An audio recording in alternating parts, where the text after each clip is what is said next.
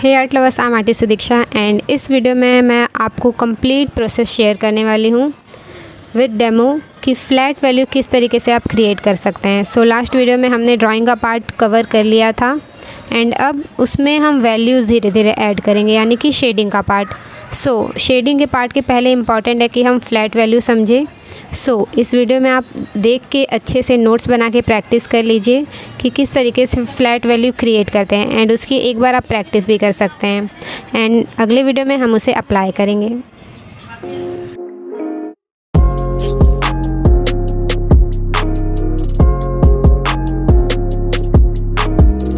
सबसे पहले 4B pencil है और उसको मैं सबसे पहले शार्प कर रही हूँ। सो इसकी हम लीड बनाएंगे और इसको अच्छे से शार्प करेंगे ताकि जो हम अपनी फ़्लैट वैल्यू हम बनाने वाले वो अच्छे से हम बना पाएँ।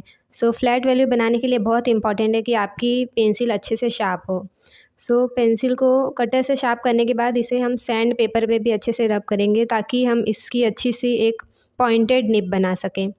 सो जब हमारी पेंसिल पॉइंटेड होती है तो वैल्यूज़ बना पाना बहुत ज़्यादा इजी हो जाता है और हर तरफ से वैल्यू हमारी अच्छे से फ्लैट बन पाती है। सो यहाँ पे पेंसिल मेरी शार्प हो चुकी है और थोड़ा सा हम वैल्यू के बारे में जान लेते हैं। सो पूरे वर्ल्ड में 10 बिलियन प्लस वैल्यूज़ हैं। सो आप जितने भी डार्क लाइट कहीं पे भी दुनिया में देखते हैं अपने आसपास, पूरे वर्ल्ड में 10 बिलियन प्लस वैल्यूज़ है, बट इसमें से हम सिर्फ 1000 वैल्यूज़ को ही देख सकते हैं।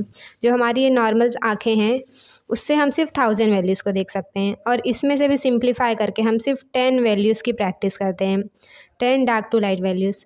तो सबसे पहला वैल्यू स्केल हो गया जिसकी हम स्टडी करते हैं और एक होता है फ्लैट वैल्यू जिसे हम आज समझने वाले हैं। सो वैल्यू स्केल से पहले इम्पॉर्टेंट है कि हम फ्लैट वैल्यू क्या है ये समझें। तो उसके लिए मैंने एक बॉक्स प्रिपेयर किया है और मेरी पेंसिल भी हमने यहाँ पे शार्प कर ली है। सो ये जो बॉक्स है ये है 1.5 बाय 1.5 इंचेस का। सो ये प्रॉपर साइज़ है, आप भी ये साइज़ में प्रैक्टिस कर सकते हैं। ये ना तो ज़्यादा बड़ा है ना ज़्यादा छोटा है। सो हम स्टार्ट करते हैं। सबसे पहले हैचिंग करना हम स्टार्ट करेंगे इस बॉक्स में और आपको सबसे पहले ये बात ध्यान रखनी है कि अब जब आप स्टार्ट करेंगे तो पेंसिल को बहुत ज़्यादा धंसा नहीं देना है पेपर में, नहीं तो जो हमारा पेपर है वो डैमेज हो जाएगा और साथ में पीछे वाला पेपर भी डैमेज हो जाएगा। तो सबसे पहले हम फर्स्ट लेयर ऐड करेंगे। तो जितनी भी पेंसिल की हमारी सबसे ज़्यादा डार्केस्ट टोन है उतनी हमें नहीं लानी है। यहाँ पे हम सबसे पहले लाइट से स्टार्ट करेंगे। सो हल्की हल्की यहाँ पे मैं हैचिंग ऐड कर रही हूँ और हैचिंग अच्छे से करनी है ताकि हम जो भी एक एक लाइन क्रिएट करते जाते हैं तो वो लाइन जैसे कि 2 लाइन है तो उसके बीच में गैप नहीं होना चाहिए। अच्छे से आपको हैचिंग करनी है और पूरे बॉक्स को फिल करना है। यहाँ पे वीडियो मैंने थोड़ा सा फास्ट किया है, बट हैचिंग की भी इसलिए आपको अच्छे से प्रैक्टिस करनी चाहिए ताकि आप वैल्यूज़ को अच्छे से ऐड कर सके।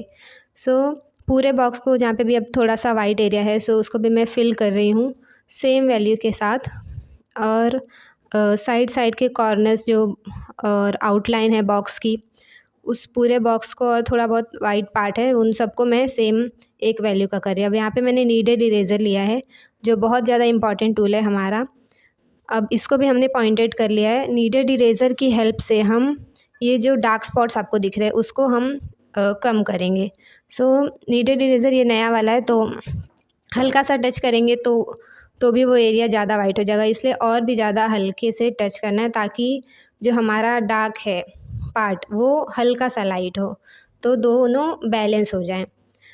सो यहाँ पे नीडेड इरेज़र की हेल्प से पहली लेयर को हमने अच्छे से फ्लैट कर लिया है। अब फिर से पेंसिल को आपको बीच बीच में शार्प करते रहना ताकि जो अब हम दूसरी लेयर ऐड कर रहे हैं तो उसमें भी छोटे मोटे वाइट जो एरियाज़ होंगे वो कवर हो जाएं। तो पेंसिल शार्प होना बहुत ज़्यादा इम्पॉर्टेंट है क्योंकि जब पेंसिल शार्प होती है तो हम जिस भी एरिया में वैल्यू ऐड कर रहे हैं, जिस भी एरिया में हम एक फ्लैट वैल्यू क्रिएट कर रहे हैं सो वहाँ पे वो पेपर अच्छे से पेंसिल को एब्जॉर्ब कर पाता है और पेपर में हर जगह पे थोड़ा भी जहाँ पे वाइट एरिया है तो शार्प पेंसिल की वजह से वो एरिया कवर हो जाता है। तो इसलिए पेंसिल का शार्प होना बहुत ज़्यादा इम्पॉर्टेंट है। ब्लंट पेंसिल बिल्कुल भी काम नहीं करती। सो वैल्यू क्रिएट करते समय और फ्लैट वैल्यू के समय आपको पेंसिल को बीच बीच में शार्प करते रहना है। तो यहाँ पे मैंने दूसरी वैल्यू भी ऐड कर ली है। अब जब हमने दूसरी लेयर ऐड की तो वहाँ पे बहुत ज़्यादा डार्क स्पॉट्स नहीं थे क्योंकि हमने सबसे पहले वाली लेयर को अच्छे से फ्लैट कर लिया था। अच्छे से उसमें डार्कनेस और लाइटनेस को बैलेंस कर लिया था कि कोई एरिया बहुत ज़्यादा डार्क ना हो, कोई एरिया बहुत ज़्यादा लाइट ना हो। तो यहाँ पे मैं हल्की सी डार्कनेस और भी ऐड कर रही हूँ तीसरी लेयर के थ्रू। तो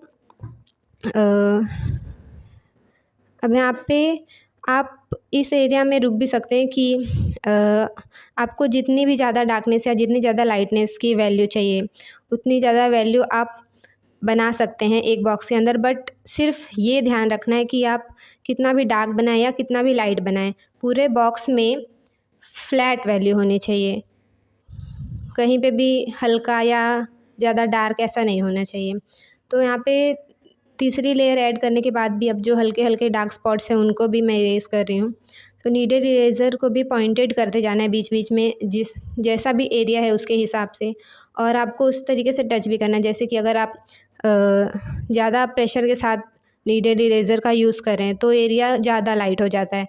फिर वहाँ पे आप पेंसिल का यूज़ करेंगे, फिर वहाँ पे थोड़ा काम बढ़ जाता है। इसलिए नीडेड इरेज़र को भी एक टूल की तरह हमें अच्छे से यूज़ करना है। अब यहाँ पे जो मैंने पेंसिल ली है वो है 4H। सो आप इसके जगह पे 2H पेंसिल भी ले सकते हैं। H का मतलब होता है हार्डनेस। सो इस पेंसिल की हार्डनेस ज़्यादा है, तो ये पेंसिल जब मैंने शार्प की है तो ये यूज़ करने पे हमारा जो और भी ज़्यादा बचा हुआ पार्ट है, जो कहीं पे हल्के हल्के वाइट आपको दिख रहे होंगे, सो वो सारे कवर हो जा रहे हैं। तो इसलिए 2H या 4H पेंसिल का यूज़ करना भी बहुत ज़्यादा हमें यहाँ पे हमारे वर्क को इजी बना देता है कि हम अपने वैल्यू को अच्छे से फ्लैट कर पाएँ।